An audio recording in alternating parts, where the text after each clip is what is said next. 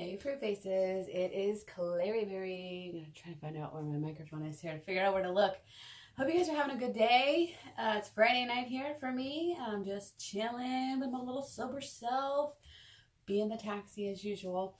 But I was just checking out some YouTube videos. Stumbled upon Happy Healthy Vegans video about Rawvana. A lot of videos about Rawvana going around right now, and I made one about Elyse. When we had those first few hints that she was not vegan anymore, and it was real subtle, real coy, and I was like, oh, she's not vegan anymore. Made the video that night. It was a really crappy video.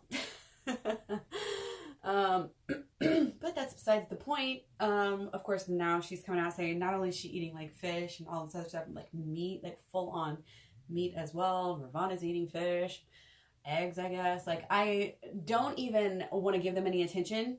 I feel like that's obviously part of what's going on here. And those of you who know me, have kind of watched me for a while, might know that I do have some like conspiratorial leanings, ideas out there and whatnot. And I've had this thought for a while already. I remember maybe when vegan police, decided not to go vegan, and I've seen just fishy things to me, when people are doing this. I had one friend on Instagram that became an ex-vegan. We were friends on Instagram, followers on Instagram or whatever, because she was vegan and she was hyper vegan like me. So then all of a sudden she's slowly going to keto and all this stuff. And I noticed it was like, this is weird, because like she had this one video where her face was completely changed. It was totally altered. And then all of a sudden she started getting featured by the Daily Mail. And this was somebody who just didn't have that much popularity. Like, how did she get featured on the Daily Mail, And it makes me wonder, like, first of all, just at a basic level, you guys have probably seen the meme about, it's got the microphone, the pressed microphones. It's like, been vegan for, 5 years, doing great. There's like no microphones there. Nobody cares.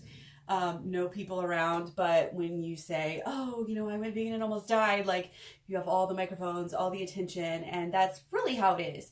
And it goes back to something that T. Colin Campbell talks about in the book Whole. He really explains really well, and that is that a lot of times studies are done kind of based upon who's going to buy copies of the study, who's going to support it, and what journal it's going to go into. So, and there's a lot of other aspects obviously that go into that, but you do at some level just want your study to get attention.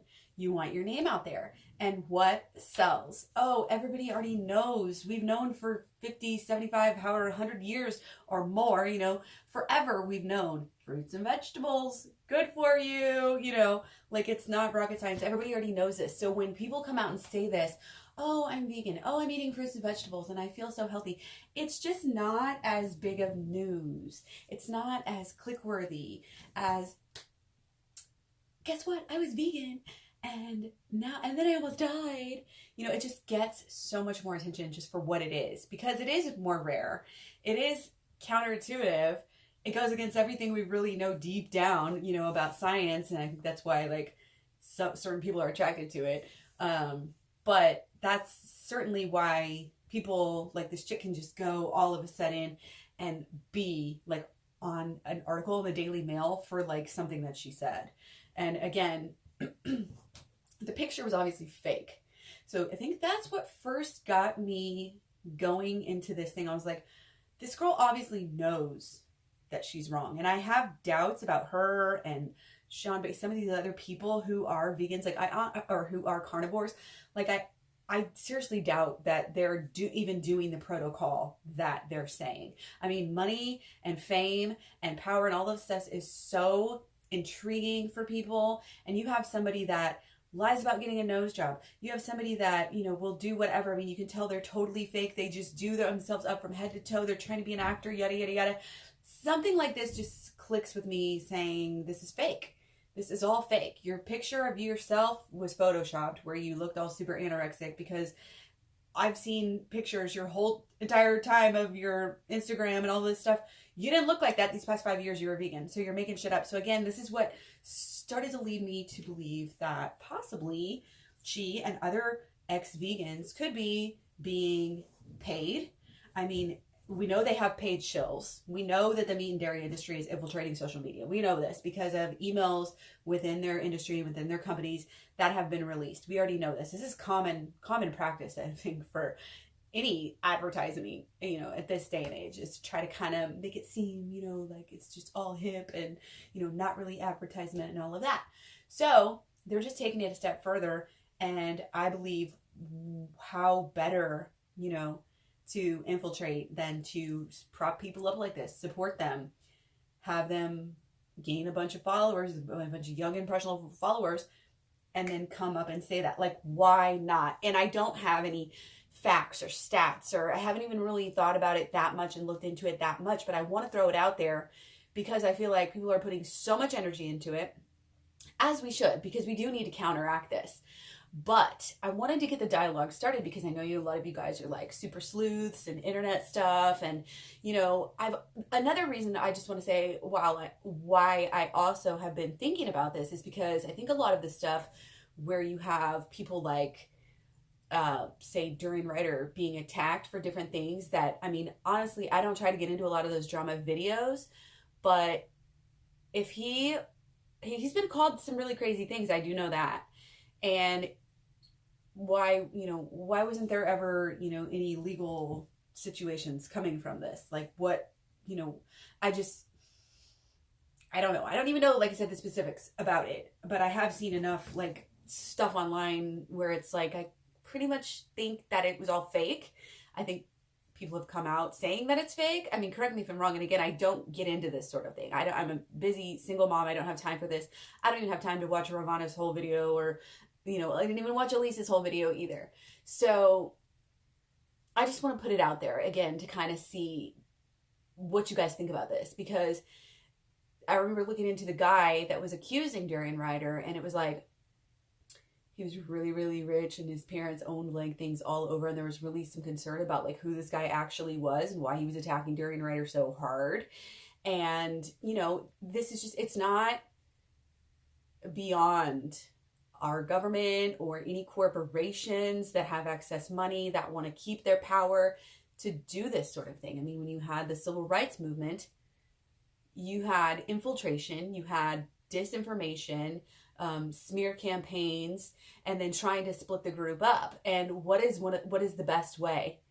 This is why I hate people going against PETA. Yeah, like nobody's perfect. Everybody says stupid shit sometimes, but like people to attack PETA so hard off of doing things that, I mean, yeah, we have to make hard choices in life. That's life. We you know, people just bug me. They're like, oh, I don't understand why we can't just be black or white, vegan, this or that. And then it's like you come down to it and they want to do vaccines and preach, you know, and say that people who don't vaccinate their kids are stupid or whatever, when you're not doing the vegan thing either. You know, like vaccines are not vegan. So by doing them, you know, don't act like you're 100% vegan. Like sometimes the greater good is to have to put down some animals or whatever, like whatever your beef is with PETA so much, like they've done more good than probably you have. And it's so easy for people to judge. It's so easy for people to try to tear you down. And I think that a lot of the smear campaign against PETA is also disinformation and trying to tear apart the movement. If you have vegans saying PETA is uncredible, you know, then why would anybody trust PETA for anything? So by becoming one of those vegans who is going against your own, you're part of the problem. And again, what does PETA do? You know, what do they really honestly do? Yeah, they have some pretty out there stances, but I guarantee they put more thought into it than you have. So anyway, I just want, again, a couple of reasons to do this video. One, to get a dialogue started, see what you think. Is it a crazy idea? Sure, let's discuss it. Do you have any hunches, leads, things that we could look into? Let's talk about it. But also, I just wanted to kind of throw it out there so that we can all be on our guard and, you know, not get sucked into things, and maybe be able to spot them, be able to call them out when we notice a pattern, when we notice things like this happening with rich, you know, YouTubers that, oh, where do they get their money from? You know, like, who are their families? What's, you know, who possibly do they know that could be supporting them and their, because I just honestly, it's too much of a coincidence for me to have all of this happening kind of in a row. Yeah, it's a trend. People jump on the bandwagon and one person, like, you know, domino effect weakens other people. But I honestly just, like I said, not a very trusting person, I guess. And I kind of automatically, and like I said, I kind of explained it like a whole process of where my mind went. But I don't know. I'm just going to leave it at that. What do you guys think about this crazy idea? I want to know. I really want to know. You better leave me some comments. So yeah, take care. Don't forget to eat your fruit, and I'll talk to you later.